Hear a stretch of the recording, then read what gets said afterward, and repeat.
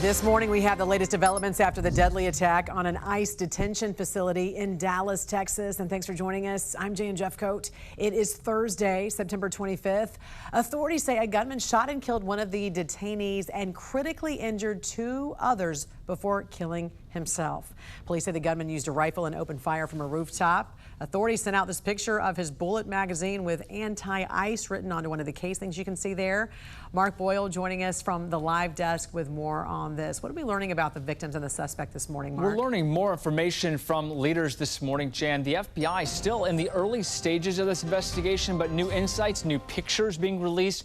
3 ICE detainees were shot during the attack. One of them died. 2 others are still in critical condition this morning. We just checked on that. No ICE officers hurt in any of this. Now, investigators have identified the suspect, Joshua John. Josh was 29 years old. He killed himself in all of this. This was a mugshot released from a crime that he committed several years ago. FBI Director Kash Patel posting some pictures on social media. This is from the scene. One of the casing right there says anti-ICE on it. And the FBI says this attack was targeted and the violence has got to stop. Some of them appear to be acting independently. We don't know that for certain with this individual yet. We have to let the FBI finish the case, and we'll still continue to work with them to make sure that we do due diligence. Additional pictures from the scene really shows what happened there. So this American flag with the glass on the outside, 2 bullet holes right there, and another picture from the scene. This is a car believed to be of the driver here. You'll see it here, the sticker on the outside. The shooter possibly had this on his car that says radioactive fallout from nuclear detonations passed over this area several times. So this is clearly one area of focus as they work to figure out the motive behind all of this. Again, still in the early stages this morning. We'll have updates on this story as we get them on our website throughout the day, thenationaldesk.com. Mark, thank you. This also led to lawmakers warning against the dangerous rhetoric against ICE agents and President Trump threatening to crack down on organized domestic terrorism. In a post on Truth Social, he wrote, "The brave men and women of ICE are facing an unprecedented increase in threats, violence, and attacks by deranged radical leftists. This violence is the result of the radical left Democrats constantly demonizing law enforcement, calling for ICE to be demolished, and comparing ICE officers to Nazis. The continuing violence from radical left terrorists in the aftermath of Charlie Kirk's assassination must be stopped. We have already declared Antifa a terrorist organization, and I will be signing an executive order this week to dismantle these domestic terrorism networks." DHS says the deadly shooting in Texas marks the latest example of anti-ICE attacks escalating across the country, with some of the most high-profile cases in Texas.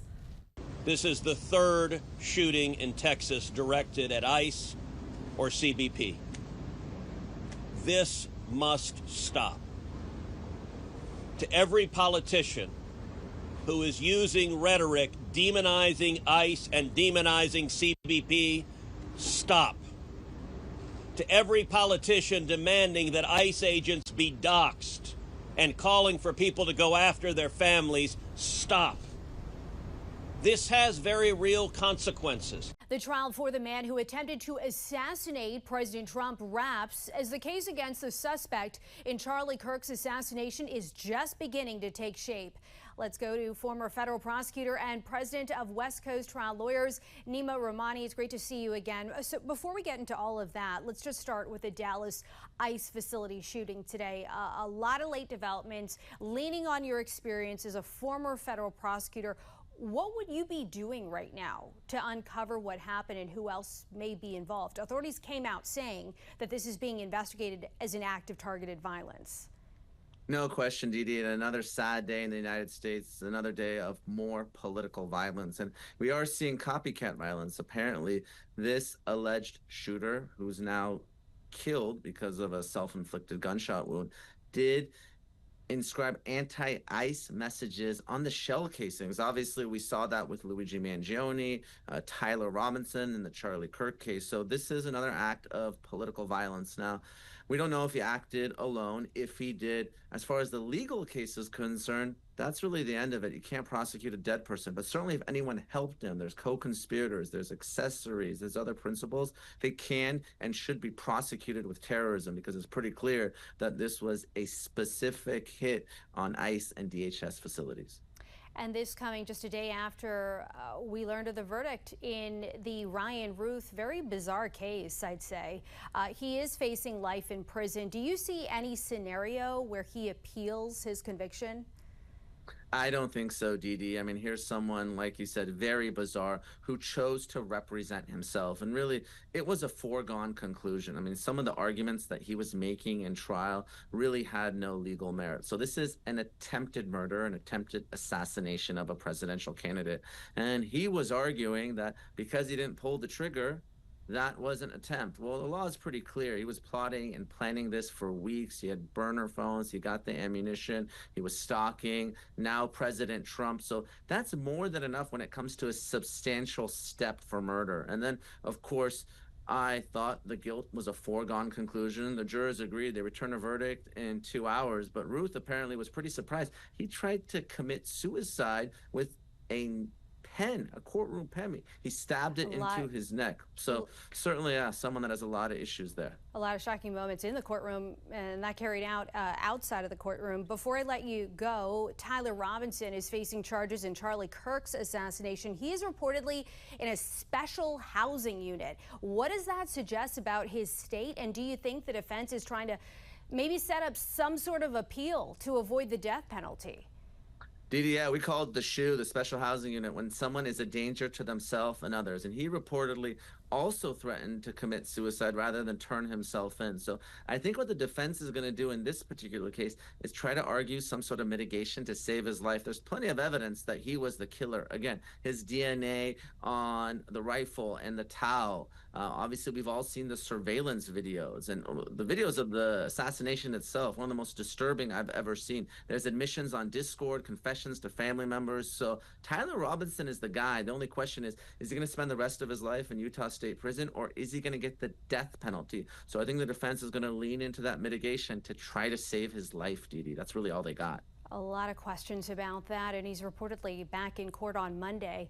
Nima Rahmani, thank you so much for joining us tonight on the National News Desk. Of course, Didi, talk soon.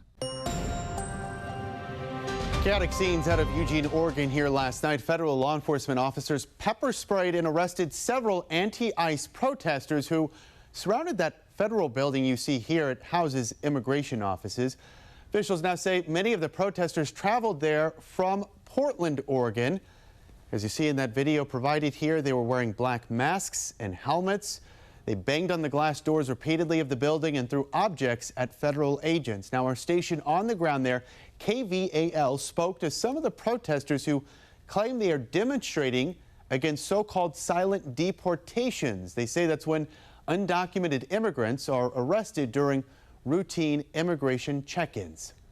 It makes the tactics a little bit stronger, and it makes the thing that we're doing is really in the line with Dr. King of we're being out here, we're being peaceful, we're antagonizing them, and then they come out and they use a bunch of force on us.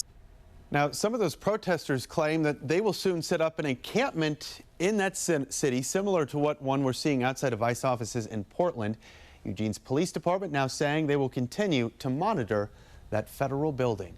This is the National News Desk, America's News Now. Good evening, and thank you for being here. Good evening. I'm Dee Dee Gatton. We begin with the two people that are in critical condition after a deadly shooting at an ICE facility in Dallas, Texas. The FBI now investigating it as an act of targeted violence. We begin with team coverage. Kayla Gaskins digs deeper into the growing trend of political violence plaguing America.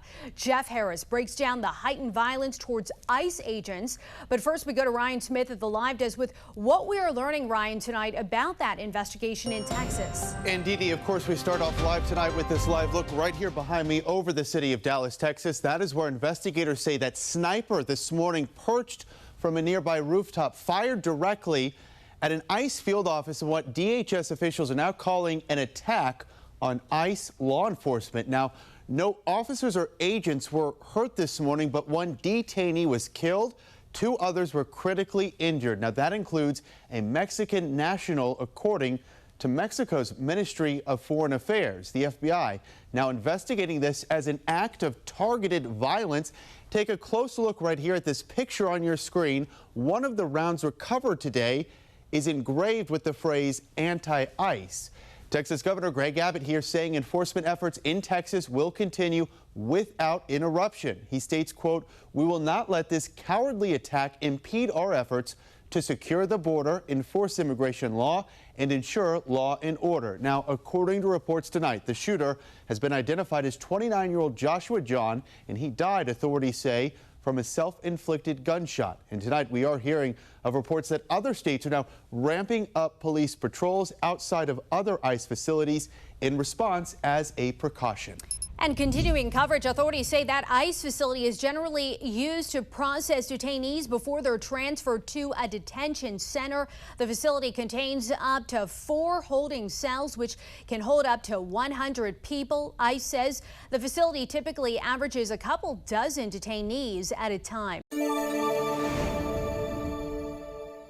I'm national correspondent Kayla Gaskins in Washington. A deadly attack at an ICE facility in Dallas, Texas leaves at least 1 dead and 2 others injured.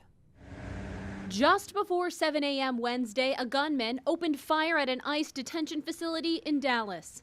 FBI Director Kash Patel releasing initial evidence pointing to a potential political motive by the shooter. Unspent shell casings engraved with the phrase anti-ICE. This is just the most recent example of this type of attack. It comes as the Center for Strategic and International Studies prepares to release an analysis where they found for the first time in more than 30 years, political violence by the far left has surpassed attacks by the far right. We spoke with one of the authors, Dan Byman. The agenda of President Trump has caused tremendous outrage among many people on the extreme left.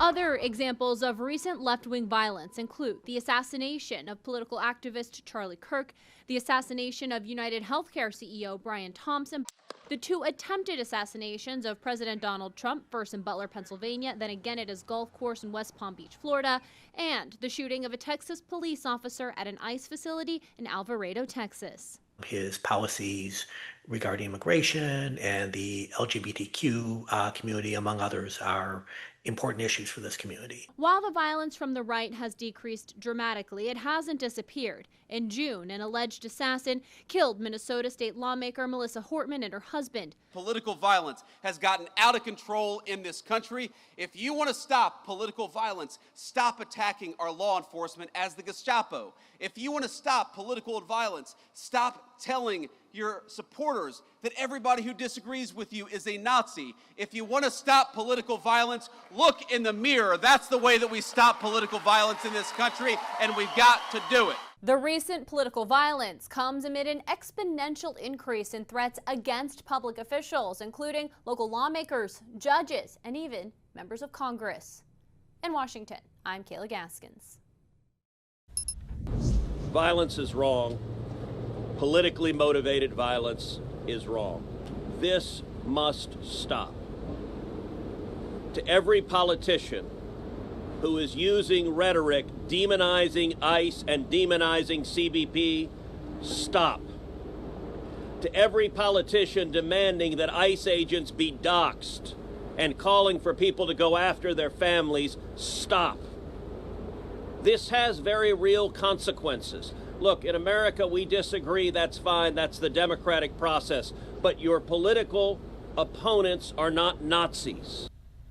Senator Ted Cruz, they're not mincing words. The shooting in Texas today marking the latest example of anti-ICE attacks escalating across our nation. From opening fire at ICE facilities to hitting officers with cars, the increase in assaults continues to skyrocket.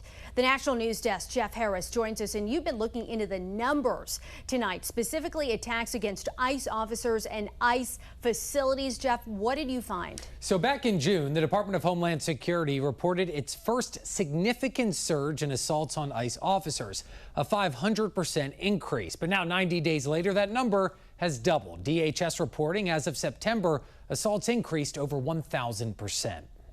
As for ICE facilities, there have been multiple attacks within the last few months alone, including bomb threats, active shooters, and coordinated attacks by rioters. Border Czar Tom Homan repeatedly saying inappropriate rhetoric plays a major factor. The rhetoric against the men and women of ICE is skyrocketing. The most recent attack happening Wednesday at the same ICE field office in Dallas that received a bomb threat in August. A sniper killing a detainee while injuring 2 others. FBI officials saying ammunition with, quote, anti-ICE messages were found at the scene. Another happening on July 4th when a group of rioters attacked an ICE detention center in Alvarado, Texas, shooting and injuring an officer. Unfortunately, we see this kind of violence out on our streets every day. Following the attack in Dallas, California Governor Gavin Newsom under renewed fire for signing and promoting the No Secret Police Act, which would ban law enforcement from protecting their identities to keep them from being targeted and doxxed online. These are not just authoritarian tendencies. These are authoritarian actions